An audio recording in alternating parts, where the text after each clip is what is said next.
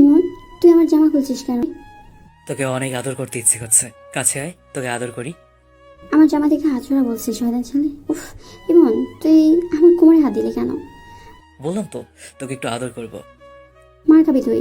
আমার গা দেখে হাত ছড়া। দিদিন তোর স্বভাব জঘন্য হয়ে গেছে। আমাকে একা পেয়ে তুই আমার গায়ে হাত দিচ্ছিস, শয়তান কোথাকার।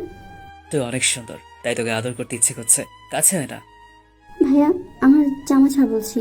বাসাতে এখন কেউ নেই, তুই নিজেকে কন্ট্রোল কর, না হলে তোকে চর মেরে ঠিক করে দেবো, বলে দিলাম। আমি তো তোর বড়, বড়রা আদর করলে সেটা ভালো, তো ছোটরা আদর নেয়, তুই চুপচাপ আদর নিবি। মন ভালো হচ্ছে না কিন্তু, বলে দিলাম। ইমন কিছুটা দূরে সরে আসে। জারার দিকে তাকিয়ে থাকে সে। এরপর আবার কি ভেবে জারার কাছে যায়। তারপর জারার চুল টানতে থাকে। ভাইয়া, তুই আমার চুল টানছিস কেন? তুই আমাদের বাসায় এসেই বদমাশি শুরু করে দিলি। ব্যথা পাচ্ছি তো। তো চুল টানতে আমার ভালো লাগে তাই টানি। কি? আমার চুল টানতে তোর ভালো লাগে? ওয়েট কর, আমি খালামণির কাছে নালিশ করছি। पास वो आने लगे जरा जरा, नजर चुराने लगे जरा जरा, दिल पे बसाने लगे जरा जरा, अपना बनाने लगे जरा जरा, जरा जरा जरा जरा जरा जरा। তোর সাহস তো মন্দ না, আমাকে জড়িয়ে ধরে আবার আমার নাম নিয়ে গান গাইছিস। বাদতমিজ লড়কা, ছাড় আমাকে। উহুম, ছাড়বো না। একবার যখন ধরেছে আর কোনোদিন ছাড়বো না। তোকে সারা জীবন আমার বুকের মাঝে লুকিয়ে রাখবো। ওই, আমি তোর থেকে বয়সে অনেকটা বড়, আর তুই কিনা আমাকে তুই করে সম্বোধন করছিস? হ্যাঁ, বেয়াদব আর কি। আর সে তুই আমাকে তুমি করে বলবি? দেখ ভাই, ভালো হচ্ছে না কিন্তু, ছেড়ে দে আমাকে। কেউ এসে আমাদের জন অবস্থা দেখলে খুব খারাপ হবে, ছেড়ে দে বলছি। ছেড়ে দিতে পারি একটা শর্তে। কি শর্ত? আগে বল তুই আমাকে ভালোবাসবি? আর কতবার বলবো আমি তোকে ভালোবাসি না? তুই আমার থেকে মাত্র 1 বছর বড়, তাই তোকে তুই তুই বলি, তুমি বলতে পারবো না। তাহলে তোকে ছাড়বো না। আরে খালামণি, তুমি কখন এলে? জারার মুখে খালামণির ডাকটা শুনে জারাকে ছেড়ে দিল ইমন। জারা ইমনকে একটা ভেঙচি কেটে দৌড় দিল। আবার পিছন ফিরে বলল, আমি যদি মিথ্যা না বলতাম তাহলে তুমি আমাকে ছাড়তে না। ইমন ভাইয়া শোনো, তোমার জন্য টেবিলের উপর একটা কাগজ রাখা আছে, আমি যাই, গিয়ে খালামণির সাথে দেখা করে আসি। কাগজ রাখা মানে?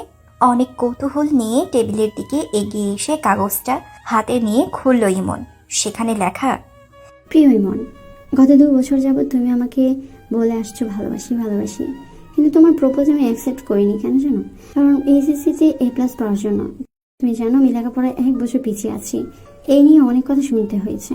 তাই নিজের কাছে নিজে প্রতিজ্ঞা করেছিলাম এইচএসসিতে ভালো রেজাল্ট করব। তোমার সাথে সম্পর্কে জড়ালে হয়তো আজ আমি এত ভালো রেজাল্ট করতাম না।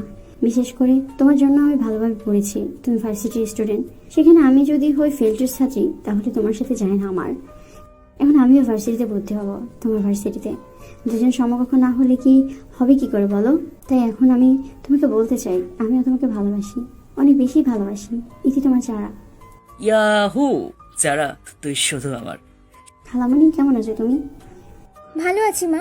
তুই A+ পেয়েছিস? তোকে তোর মা আমাকে ফোন করে বললো, তাই আমি আর ইমন চলে আসলাম। ভালো করছো।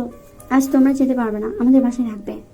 সেটা তোকে আর বলে দিতে হবে না, আজ আমরা থাকছি। খালামণি কই তুমি? আমি রান্নাঘরে, কিছু বলবি বাবা? হ্যাঁ খালামণি, বলবো তো। কি রান্না করেছো? বিরিয়ানি। ওয়াও, বিরিয়ানি তোমার ফেভারিট? জানি তো, জারারও ফেভারিট। এখন বল কি বলবি?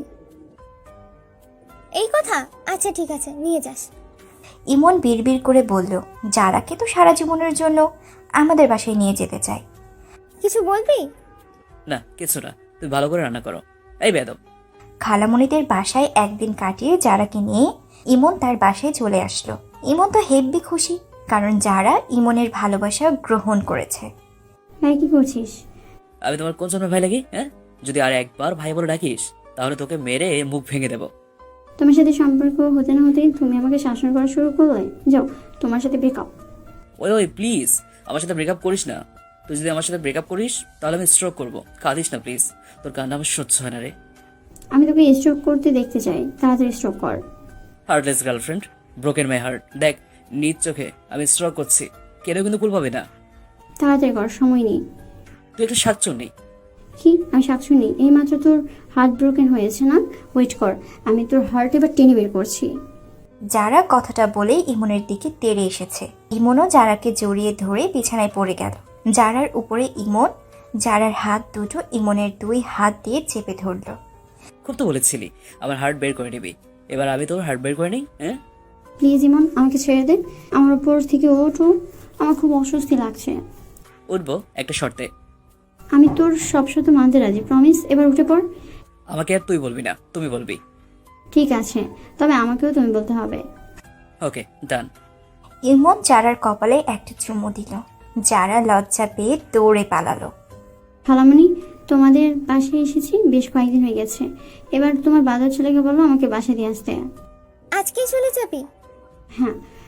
ইমন, ইমন কোথায় তুই? হ্যাঁ মা, বলো। যারাকে ওদের বাসায় পৌঁছে দিয়ে আসো। আজই যাবি? না গেলে হয় না? আর কয়েকটা দিন থেকে যা প্লিজ। মা যেতে বলছে, বাবা ব্যবসার কাজে কয়েকদিনের জন্য বের হবে। মা বাসায় একা থাকতে পারবে না, তাই যেতে হচ্ছে। তাহলে কি আর করার, চল তোকে এগিয়ে দিয়ে আসি। ইমন যারাকে রেখে আসে। এদিকে ভার্সিটিতে অ্যাডমিশন দেওয়ার চেষ্টা দিয়ে চান্স পেয়ে ভার্সিটিতে ভর্তি হলো যারা। এখন ইমন আর যারা একই ভার্সিটিতে পড়ে। ইমন দ্বিতীয় বর্ষের ফাইনাল দিয়ে তৃতীয় বর্ষে উন্নতি হলো, আর যারা প্রথম বর্ষে। ইমনের সাথে প্রতিদিন যারা দেখা হবে। ওদের মাঝে সম্পর্কটা বেশ ভালোই চলছে। যারার ছোট ছোট আবদারগুলো মেটাতে ইমনের খুব ভালো লাগে। তবে সবচেয়ে মজার বিষয় হলো ইমন প্রতিনিয়ত যারাকে কিছু না কিছু বলে খেপিয়ে যায়। আর যারা ইমনের সাথে দিনের মধ্যে 10 থেকে 12 বার ব্রেকআপ করে, তবে ইমন ওর রাগ ভাঙাতে যায় না। যারা নিজেই কাঁদতে কাঁদতে এসে আবার ইমনের সাথে প্যাচ আপ করে নেয় আর বলে, তুই একটু কুত্তা হারামি, অভিমানের ভাষাটা বুঝতে পারিস না। বুঝে গেছিস তোর কাছে আমি থাকতে পারবো না, আবার তোর কাছে ফিরে আসবো। তাই আমার অভিমানের কোনো গুরুত্ব তোর কাছে নেই। সত্যি সত্যি যেদিন ব্রেকআপ করবো সেদিন আর ফিরে আসবো না। তখন তুই আর কিছুতেই আমার অভিমান ভাঙাতে পারবি না। সরি রে জান, ভুল হয়েছে আমার। এরপর থেকে সবসময় আমি তোর রাগ ভাঙাবো। তবুও তুই আমাকে ছেড়ে যাওয়ার কথা কখনো বলবি না। তুই যে আমার প্রাণবায়ু, তুই না থাকলে আমি নিঃশ্বাস নেবো কি করে? হ্যাঁ, প্লিজ আর কাঁদিস না। মনে থাকবে। হালবত। এইভাবে কেটে গেল 2টা বছর। ইমনের অনার্স কমপ্লিট হয়ে গেল। গত 2 দিন আগে লাস্টের ইমনের পরীক্ষা ছিল। ইমন বিছানায় শুয়ে আছে। ইমনের মা এসে ইমনের মাথায় হাত রেখে বলল, ইমন, তোকে একটা কথা বলার ছিল। হ্যাঁ বলো। তোর তো অনার্স শেষ। এবার আমরা চাইছি তোর বউকে আমাদের বাসায় নিয়ে আসতে। আমি চাই না আমাদের বৌমা আর বাপের বাড়ি থাকুক। মানে কি? বউ ঘরে আনতে চাইছো মানে কি? আমি বিয়ে করলাম কবে? তোর যখন 1 বছর বয়স ছিল তখন তোকে আমরা বিয়ে করাই তোর বাবার এক বন্ধুর মেয়ের সাথে। এখন তোর শ্বশুর বারবার করে আমাদের বলতেছে তাদের মেয়েকে নিয়ে আসতে। তোর বাবা আর আমি দুজনে মিলে সিদ্ধান্ত নিয়েছি আগামী শুক্রবার বৌমাকে আমাদের বাড়িতে নিয়ে আসবো। এই কথা তোমরা আগে কেন বলোনি? আমি এই বিয়ে মানি না, পারবো না বাবার বন্ধুর মেয়েকে বউ হিসেবে মেনে নিতে, কারণ আমি একজনকে ভালোবাসি। এই কথা বলে কোনো লাভ নেই, আর আমাকে না বলে তোর বাবাকে বলো। তাহলে বাবা আমাকে মেরে ফেলবে, পারবো না বলতে। তাহলে বিয়ে মেনে নাও বাবা, এতেই তোমার মঙ্গল। আমি গেলাম। ইমনের আগের থেকে বিয়ে হয়ে গেছে। এই কথা শুনে ইমনের মাথায় যেন আকাশ ভেঙে পড়ল। এখন কি হবে? এদিকে যারা, আর একদিকে তার বউ। যারাকে ইমন কি জবাব দিবে? যারাকে একটা ফোন করা দরকার মনে করলে ইমন ফোন চেক করে। হ্যালো যারা, তোর সাথে আমার কিছু কথা আছে। তোমার সাথে আমার কোনো কথা নেই। তুমি একটা বেঈমান। তুমি একটা বিবাহিত ছেলে হয়ে আমার সাথে মিথ্যে ভালোবাসার নাটকটা না করলেও পারতে। আজ তোমার সাথে সত্যি সত্যি ব্রেকআপ করলাম। তোমাকে একদিন বলেছিলাম না, যেদিন সত্যি সত্যি ব্রেকআপ করবো সেদিন তুমি বুঝবা। আর সেই দিনটা তুমি আমাকে আর কোনোদিন ফোন করবা না। তুই কি করে জানলি আমি বিবাহিত? তোমার আম্মু ফোন করে বলছে। রাখি, ভালো থেকো। যারা ইমনের মুখের উপর ফোনটা কেটে দিল। ইমনের প্রচন্ড কষ্ট হচ্ছে, যারাও কাঁদছে অনেক। ইমনের মনে হচ্ছে বক্ষ দেশ এখনই ভেঙে গড়িয়ে যায়। এমন একটা পরিস্থিতির মুখোমুখি হতে হবে কখনো ভাবেনি ইমন। যারাও ইমনকে কিছু বলার সুযোগ দিল না। আজ শুক্রবার, আজ আবার ইমনের নতুন করে বিয়ে। এই বিয়েতে ইমনের কোনো আগ্রহ নেই, ইচ্ছে করছে মরে যেতে। কিন্তু যার জন্য মরবে ইমন, সেইটাও ইমনকে বুঝলো না। ইমন 2টা ঘুমের ওষুধ খেয়ে নিল। টলমল পায়ে বিয়ের আসরে আসলো ইমন। কাজী কবুল বলতে বলল, ইমনও কবুল বলে দিল। চারপাশে কি হচ্ছে তা ইমনের মন মস্তিষ্কে কিছুই ঢুকছে না। বউ নিয়ে বাসায় ফিরে আসলো সবাই। ইমন ফ্রেশ হয়ে কোনো রকম বিছানায় গা এলিয়ে দিল। ঘুম যেন আরেকটু দেরি করলো না আসতে ইমনের চোখে। ইমন ঘুমিয়ে গেল ঘুমের গভীর সমুদ্রে। ওই শালক গান্ডা নাইজেরিয়ান, পরে পরে ঘুমাচ্ছিস? উঠ উঠ বলছি। রাত্রি কিন্তু একটা মারছি, এরপর কিন্তু কয়েকটা মারবো। ওঠ। ইমন ঘুমিয়ে গেল ঘুমের গভীর সমুদ্রে। ইমনের মনে হলো কেউ গাঢ় নিতম্বের উপর ধুমধাম করে লাথি মারছে। ইমন ঘুমো ঘুমো চোখে একটুখানি মেলেছে। মনে হলো ইমনের সামনে যারা বউ সেজে দাঁড়িয়ে আছে। ইমন লাফ দিয়ে উঠে বসলো, হাত দিয়ে চোখ কয়েকবার কচলে আবার যারার দিকে তাকালো। হ্যাঁ, সত্যি সত্যি যারা ইমনের সামনে দাঁড়িয়ে আছে। ইমন স্বপ্ন দেখছে না তো? তুই এখানে কেন? আমার শ্বশুরবাড়ি, আমি থাকবো না তো কে থাকবে? তোর শ্বশুর বাড়ি মানে? দেখি সর, আগে আমাকে বসতে দে, তারপর বলছি। বিছানায় উঠে ইমনের পাশে বসলো যারা। এবার বলি, মিস্টার ইমন হলো আমার স্বামী, আমি তার বউ মিসেস ইমন। কেমনি কি? আমার জন্ম হওয়ার আগে আমার আরও 3জন ভাই বোন পৃথিবীতে এসেছিল, কিন্তু তারা জন্ম হওয়ার 7 দিনের মাথায় মারা যেত। বাবা মা বেশ দুশ্চিন্তা ছিল। মা অনেক ডাক্তার দেখানো হয়, মাকে অনেক ডাক্তার দেখানো হয়, সাথে আমার ভাই বোনদেরও, কিন্তু কোনো কিছুতে কিচ্ছু হচ্ছে না। বাবা মা শেষমেশ উপরে না পেয়ে ফকিরের কাছে যায়। বাবা মা শেষমেশ কোনো উপায় না পেয়ে ফকিরের কাছে যায়। তখন ফকির বললো, এরপর যার জন্ম হবে তাকে 7 দিনের আগে বিয়ে দিয়ে দিন, তাহলে সে বেঁচে থাকবে। আমার জন্ম হওয়ার পর আমার বাবা আর তোমার বাবা মিলে আমাদের বিয়ে দেয়। কথায় আছে না, ঝড়ে কাক মরে ফকিরের কেরামতি বাড়ে। এখানে ব্যাপারটা হলো ঠিক তাই। বিয়ে হওয়ার পর আমিও বেঁচে গেলাম। যারার কথা শুনে ইমনের প্রচন্ড রাগ হচ্ছে। ইমন যারাকে জিজ্ঞেস করলো, তুই তাহলে সবটা আগেই জানতিস? হ্যাঁ, জানতাম। এবার ইমনের মেজাজটা পুরো গরম হয়ে গেল। ইমন যারার গলা চেপে ধরে বলল, তুই যখন সবটাই জানতিস তাহলে আমাকে এত কষ্ট দেওয়ার মানে কি? আরে ছাড়ো, আমার লাগছে তো। আগে আমার পুরো কথাটা তো শুনবা। কি কথা?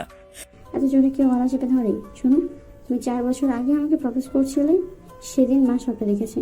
তারপর মা আমাকে আমার বিয়ের কথা বলে। আমাকে আর বলে এই কথা তোমাকে না বলতে, তাহলে তোমার লেখাপড়ায় ক্ষতি হবে আর আমাকে তোমার যোগ্য হতে হবে। তাই আমি কিছু বলিনি। আমি মানলাম তোর বাবা আর আমার বাবা বন্ধু, কিন্তু তুই আমার সাথে নাটকটা করলি কেন? তুই জানিস আমার কতটা কষ্ট হয়েছে? এটা ছিল তোমার ভালোবাসার পরীক্ষা। আমি দেখতে চেয়েছিলাম তুমি আমাকে কতটা ভালোবাসো। আমার পরীক্ষায় তুমি পাস। পরীক্ষা মারাও? হ্যাঁ, পরীক্ষা? আজ তোমার খবর আছে সোনা পাখি। আমার কাছে আসার আগে শ্রোতাদের বিদায় দাও। বাসর রাতে কি আমরা কি করবো তা জানিয়ে করব। মজা দেখাচ্ছি। ইমন যারাকে শক্ত করেই পেঁচিয়ে ধরলো। তারপর আর কিছুই নেই।